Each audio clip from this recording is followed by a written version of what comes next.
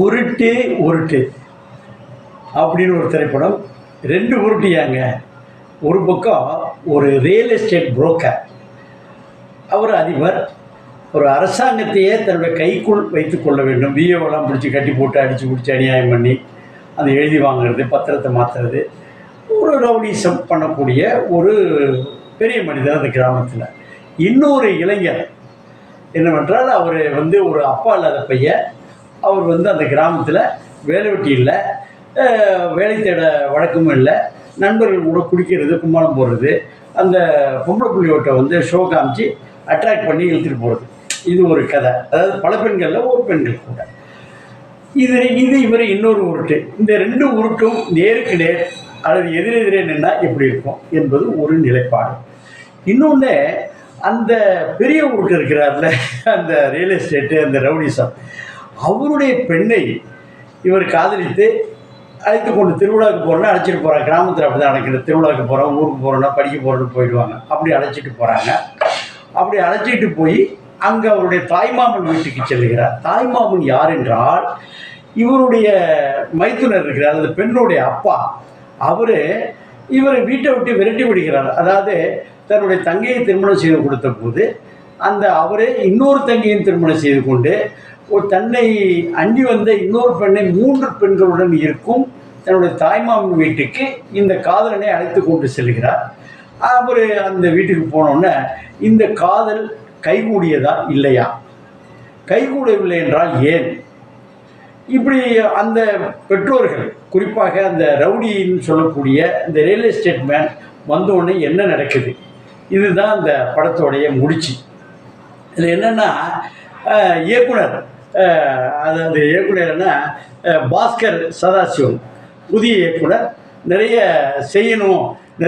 செய்யணும்னா வச்சு செய்யணும்ல, தன்னை நிலைநிறுத்திக் கொள்வதற்காக நிறைய விஷயங்கள் காமெடி, அது நிறைய விஷயங்கள் ஃபைட்டு, நிறைய விஷயங்கள் சேசிங், அந்த மாதிரி சில விஷயங்கள் செய்வதற்கு முயற்சி செய்திருக்கிறார். அது அவருடைய முயற்சிக்கு வாழ்த்துக்கள் சொல்கிறோம். இதில் என்னாச்சுன்னா, மொட்டை ராஜேந்திரன் என்ற ஒரு சராசரியான அப்கமிங், ஏற்கனவே வந்தவர், இப்போ அப்கமிங் வந்து கொண்டிருக்கும் பொழுது அவருக்கு 3 பெண் தோழிகள். அதுலேயும் குறிப்பாக நாட்டு மருத்துவர் என்று செய்யும் பொழுது அவர் செய்யக்கூடிய சேட்டைகள், இந்த பெண்கள் இளமை ஊஞ்சலாடுவதற்காக இவர் செய்யக்கூடிய சில்மிஷங்கள், சேட்டைகள் என்ன, அது மொட்டை ராஜேந்திரனுக்கு இன்னொரு அப்பு என்றால், இதில் ஹீரோவாக அறிமுகப்படுத்துகிறார்ல, 2வது உருட்டு சொன்னோம்ல, அவர் யாருன்னா நாகேஷோடைய பேரன், அதாவது ஆனந்தி பாப்போட பிள்ளை.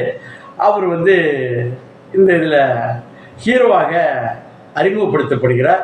அதாவது கஜேஷ் நாகேஷ்.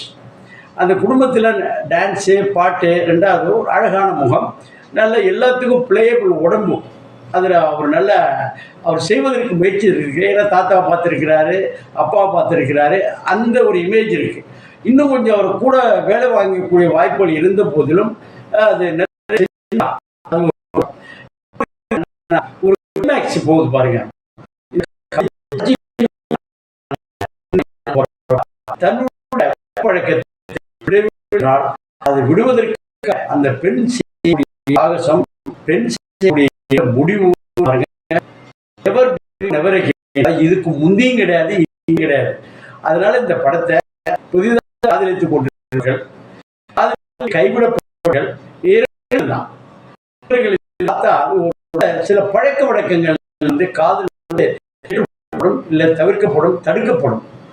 அது எப்படி இதில் கையாளப்படுகிறதா அந்த படத்தோட முக்கியமான சாராம்சம். இதற்கு முன்பு அப்படி ஒரு கிளைமேக்ஸே வந்ததில்லை, தமிழ் திரையுலகிலே வந்ததில்லை. அப்படி ஒரு கிளைமேக்ஸை பார்க்கணுன்னா ஆரம்பக்காரங்களில் சில இழுவழுப்பு, அதாவது ஒரு இயக்குனர் வாய்ப்பு தேடும் பொழுது எப்படியெல்லாம் ஒரு படம் காமிக்க வேண்டியிருக்கு, பல்பு விட வேண்டியிருக்குங்கிறத ஒரு தெளிவாக அதை காமிச்சிருக்காங்க. அது நகைச்சுவைக்காக எடுத்துக்கொண்டாலும் ஆழக்கருத்து, அடிக்கருத்து, முடிவு கருத்து என்பது கிளைமேக்ஸை கொண்டு போய் பட்டை கிளப்பிடுறாங்க. என்னன்னு போய் தியேட்டரில் பாருங்களேன்.